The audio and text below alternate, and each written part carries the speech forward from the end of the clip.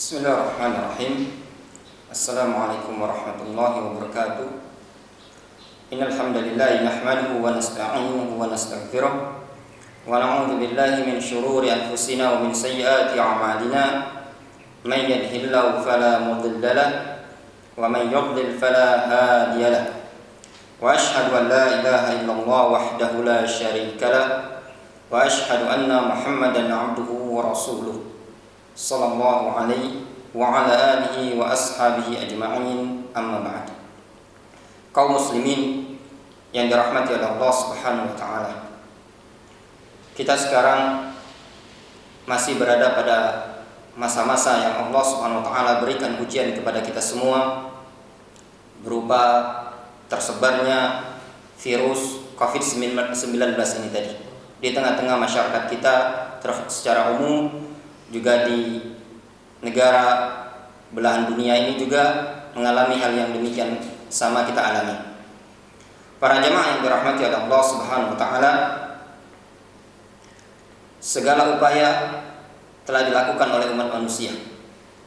Mulai dari upaya yang pertama kali diupayakan dengan cara lockdown, penutupan tempat-tempat umum, dilakukan PSBB, dilakukan sekian macam tindakan-tindakan preventif untuk mencegah tersebarnya virus ini sudah dilakukan.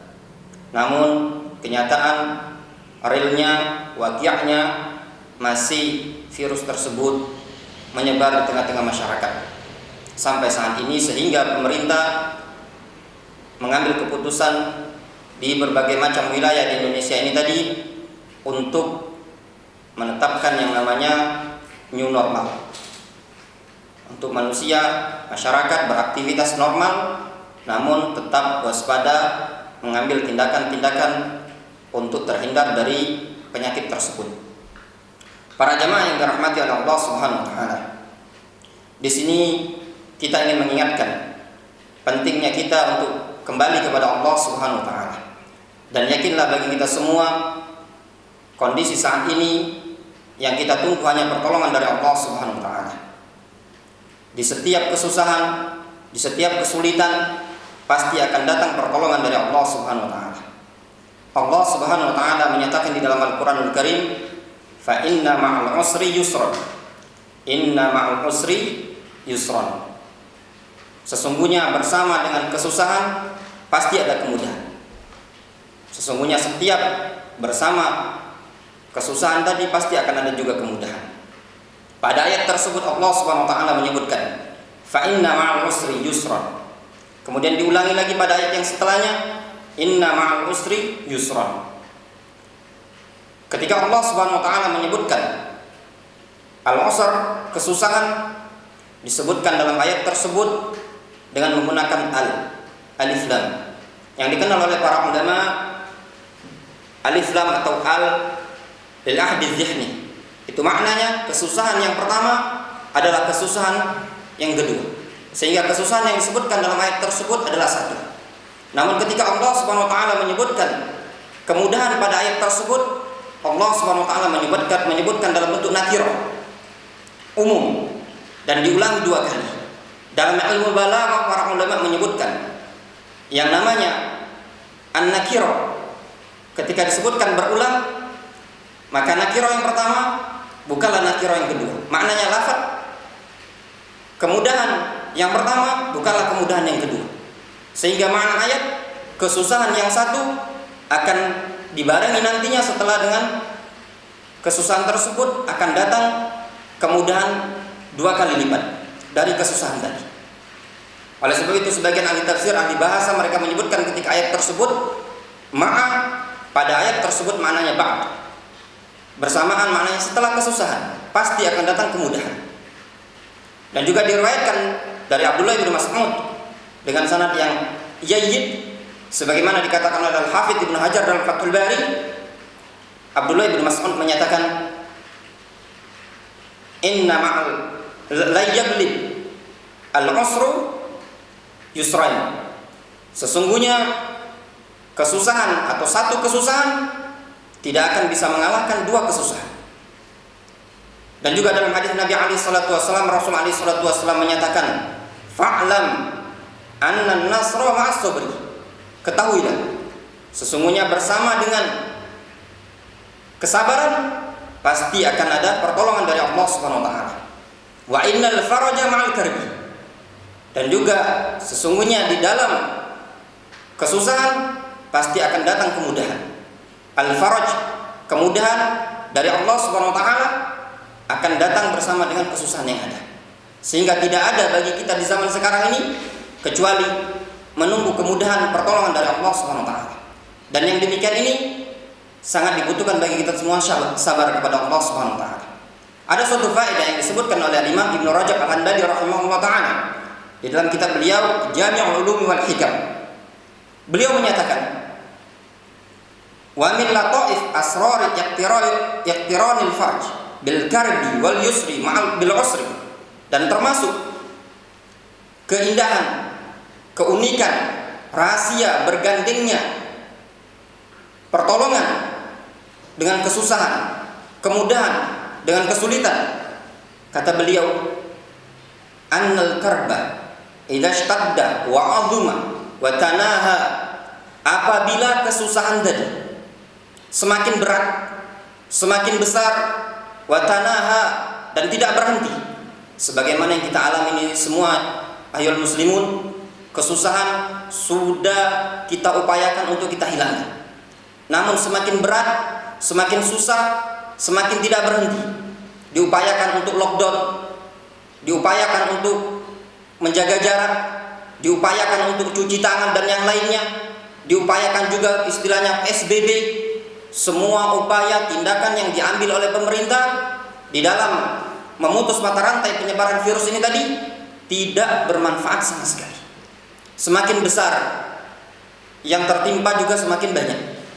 Kata Ibnu Rajab rahimahullah ta'ala, beliau menyebutkan bahwasannya ketika kesusahan semakin besar, semakin berat, dan semakin tidak berhenti, hasala lil abdi al-iyasu min kashfihi min jihatil makhluqin.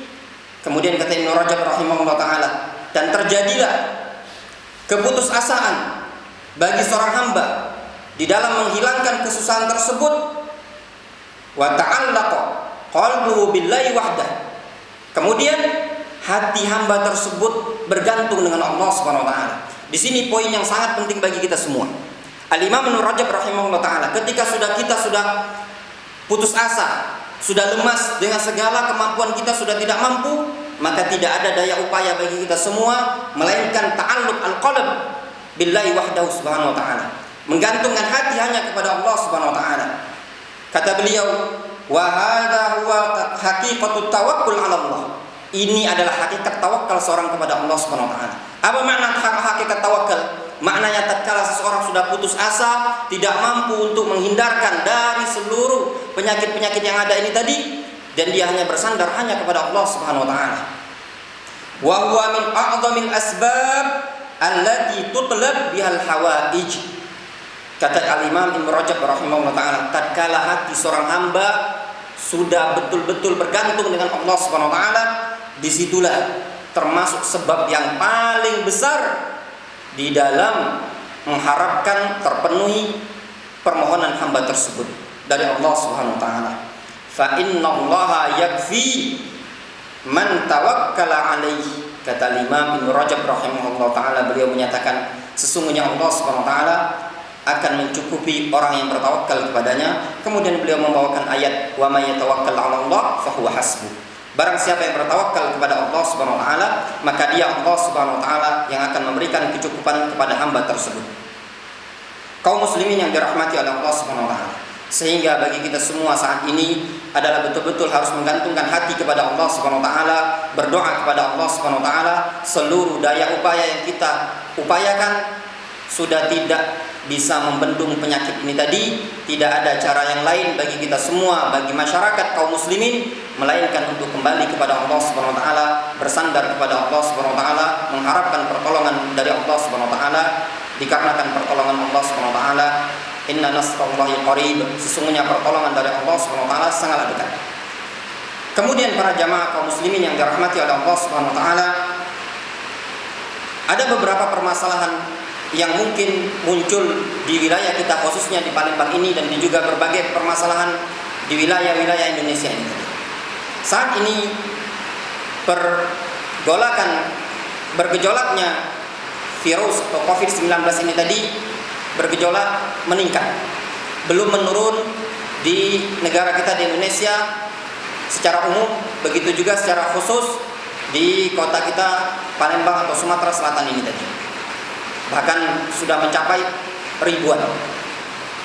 Dalam hal ini tadi, pemerintah pun menetapkan yang namanya hidup normal. Masjid-masjid tempat ibadah sudah kembali dibuka, sehingga sebagian kaum muslimin sudah memulai untuk aktivitas kembali, sholat berjamaah di masjid. Namun timbul permasalahan dari sebagian masyarakat yang mereka khawatir untuk kembali ke masjid lagi, walaupun pemerintah sudah menetapkan atau membolehkan untuk sholat berjamaah di masjid. Dalam hal ini tadi, apa sikap yang bijak yang harus kita tempuh dalam menyikapi kasus COVID-19 ini tadi, atau dalam beribadah kepada Allah SWT ketika menyebarnya wabah ini tadi? Maka kita ingatkan sekali lagi bahwasannya kita selama ini tidak beribadah ke masjid atau meninggalkan sholat jamaah di masjid, begitu juga sholat Jumat, dikarenakan dua sebab. Sebab yang pertama adalah sebab syar'i. Sebab syar'i, yaitu tersebarnya wabah. Kekhawatiran yang nyata, mutahaqqaq, yang betul-betul real, nyata adanya virus yang tersebar di negara kita ini kan. Itu sebab yang pertama. Sebab yang kedua, kita tidak berjamaah ke masjid dikarenakan ada himbauan dari pemerintah resmi agar masyarakat untuk tidak berjamaah dulu, supaya membantu pemerintah di dalam memutus mata rantai penyebaran COVID-19 ini. Sehingga dari dua sisi. Sisi yang pertama sisi syar'i, dikarenakan betul-betul udzur syar'i, dan sisi yang kedua adalah dari sisi mentaati pemerintah pada perkara yang terdapat padanya kemaslahatan.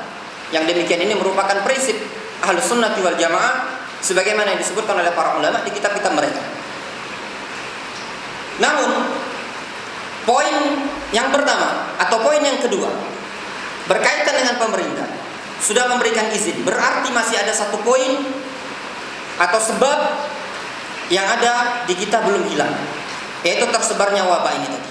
Apakah masih dibolehkan bagi kita untuk tidak berjamaah ke masjid? Dalam hal ini tadi ingin kita bawakan secara ilmiah keterangan para ulama bahwasannya termasuk udzur syar'i seseorang meninggalkan sholatul jamaah, baik sholat 5 waktu ataupun sholat Jumat, ketika tersebarnya penyakit. Yang demikian ini tadi dinukilkan oleh Imam Al-Mirdawi di dalam kitab beliau Al-Insaf fi Masailil Khilaf. Al-Mirdawi menyatakan, wa yu'dzaru fi tarkil jum'ati wal jamaah al-marid bila niza'in. Kata Imam Al-Mirdawi, termasuk diberikan uzur untuk meninggalkan sholat Jumat dan sholat jamaah al-marid, orang yang sakit. Mananya orang yang sakit tertimpa penyakit, baik dia demam atau penyakit-penyakit yang parah, yang dia tidak mungkin bisa berangkat ke masjid melaksanakan sholat Jumat atau sholat 5 waktu, diberikan uzur bila niza'in, tanpa ada khilaf di kalangan para ulama sama sekali. Kemudian beliau menyebutkan lagi, wa yu'dzaru aidan fi tarkihima li khaufi huduthil marad, dan juga diberikan uzur untuk meninggalkan Jumat dan juga salat jamaah li khaufi huduthil marad, dikarenakan ada kekhawatiran tertimpa penyakit. Ini yang disebutkan oleh Imam Al-Mirdawi di dalam kitab beliau Al-Insaf. Selain Al-Imam Al-Mirdawi yang menyebutkan demikian, ini juga dinukilkan dari kitab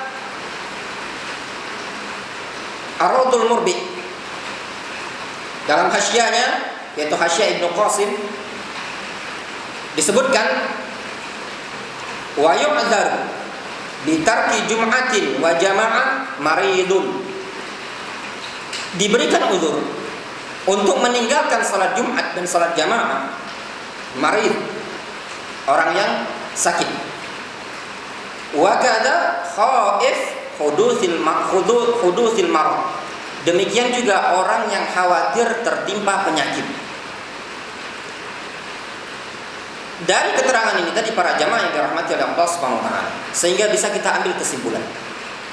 Seandainya kita kondisi di tengah-tengah wabah ini tadi masih tidak mampu untuk berangkat ke masjid, dikarenakan ada kekhawatiran yang betul-betul nyata, dikarenakan nyata sampai saat ini virus yang ada di negara kita atau khusus di kota kita di Palembang ini tadi masih meningkat penyebarannya.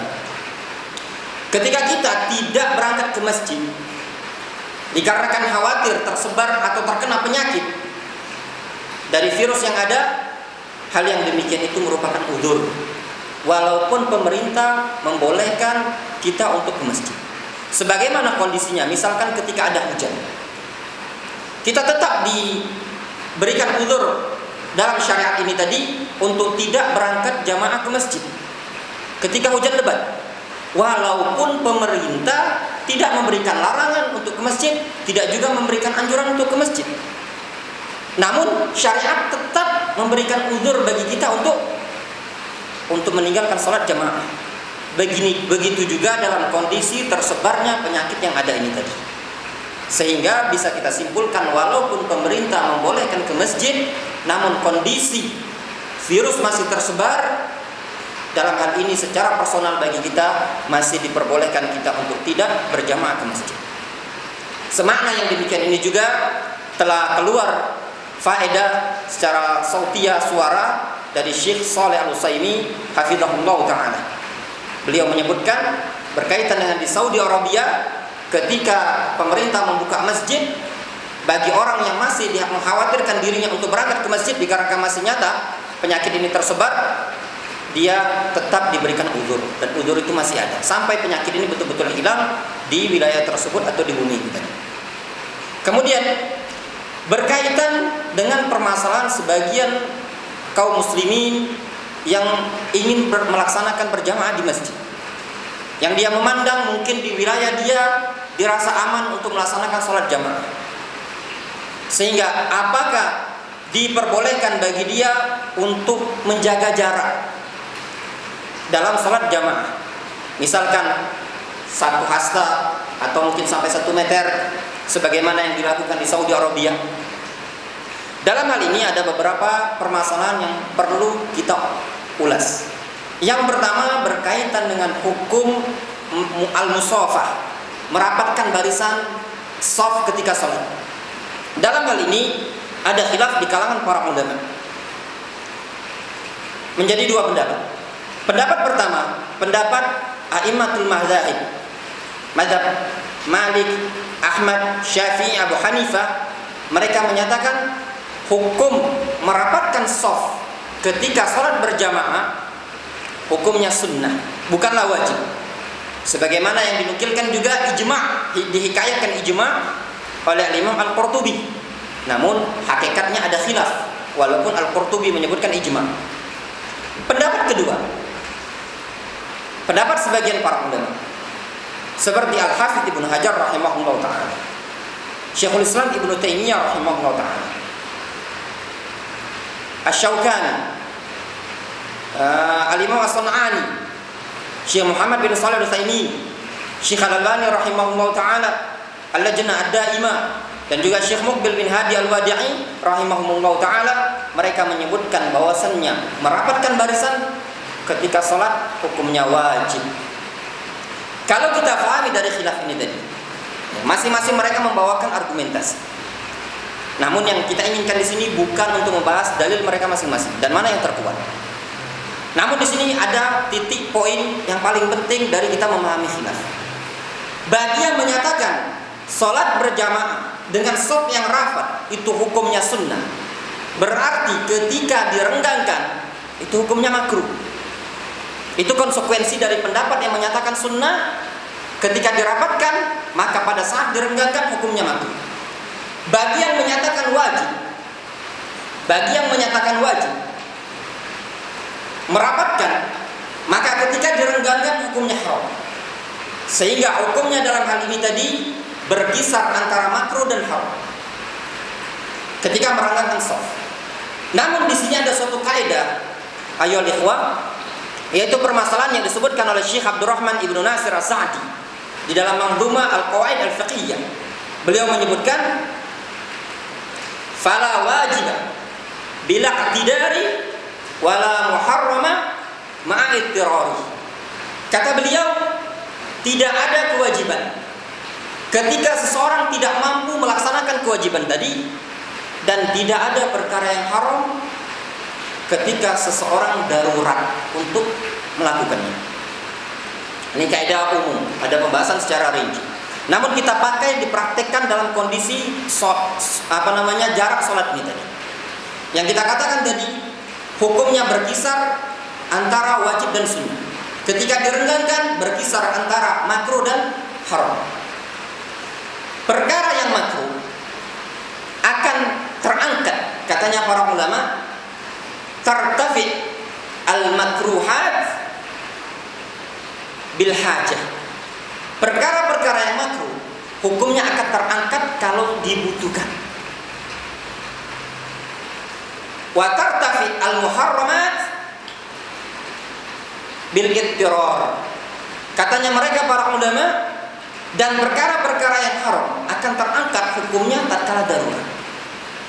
Sekarang, kekhawatiran kaum muslimin kalau seandainya shaf dirapatkan, akan timbul kekhawatiran yang betul-betul nyata di zaman sekarang berupa tersebarnya penyakit. Maka ketika direnggangkan dalam hal ini tadi diperbolehkan. Kenapa diperbolehkan? Berkisar antara hukumnya memang dibutuhkan, yang kedua atau dikarenakan memang tidak mampu bagi kita untuk mengerjakan dengan rafat, dikarenakan dikhawatirkan akan tertular penyakit atau hal-hal yang kita khawatirkan. Mungkin ada pertanyaan,